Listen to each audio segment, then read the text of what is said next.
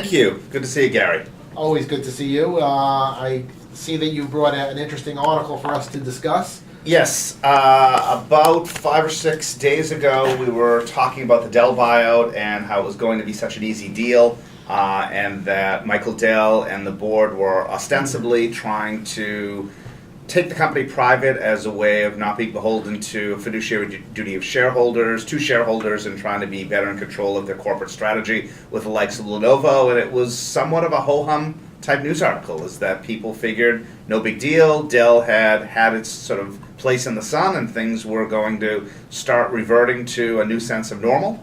And all of a sudden, in 3 or 4 days, the entire world has changed. Yeah, and interesting, as you read this article talking about the price that they're offering, to me it sounds like they were trying to steal the company. Well, it's don't get me wrong. It's always easy to be a Monday morning quarterback, and of course, as companies are coming out saying, "What about this? What about that?" I too thought that it was a fair price. I didn't necessarily think that it was the sort of premium that Berkshire Hathaway was going to be paying for R.J. Heinz as an example. But I thought that it was pretty reasonable.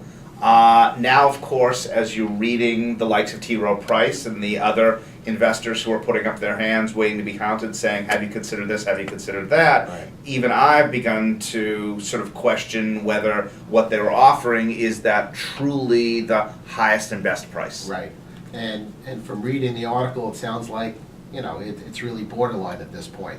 They say that 60% of the people who own the shares now got it for under $15, but I think 15 was kind of the average price, and they were offering like $13.65 a share.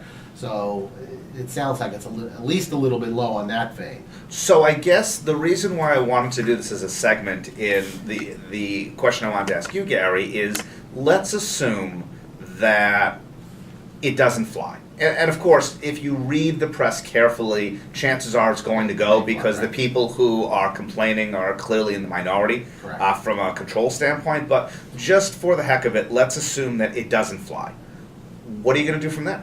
In the sense that Michael Dell has come out and said he's willing to voluntarily pay a little bit less for his shares, as in an effort to placate everybody and try and restart the negotiations and sort of right the ship. But assuming it doesn't work, what are his options? I mean, if you end up placating the shareholders and spending, pick a number between 0 and 100, $80 per share, then you're going to have kept your shareholders happy, but you're going to be saddling the company with that much debt that nothing is ever going to fly from that. Right, and again,